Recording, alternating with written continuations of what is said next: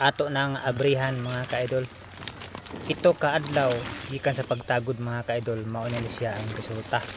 So atong abrihan kay nangliko naman siya, so kinahanglan na siya og hayag sa adlaw.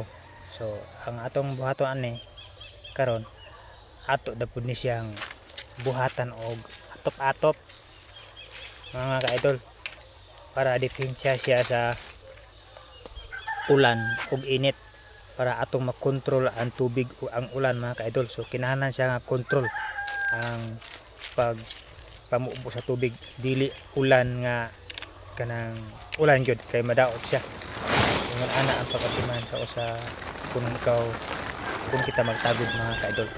So ingon ani para mga kaidol, ato ning buhatan og balay. Depensa siya sa ulan ug init mga kaidol. Kinahanglan siya nga i-control ang atong tubig pagpanibis ani, para dili gid siya ka madaot mga kaidol.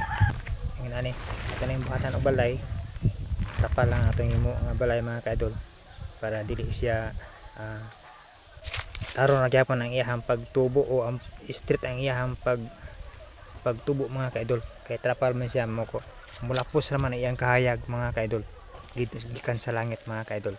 So ingon ana mga kaidol, mao na ni siya. Okay, mao na ni siya mga kaidol. Tanawan ninyo mga kaidol. Simple ra kayo ni. Na mga buslot ginagmay, pero okay ra nang buslot mga kaidol, madala ra.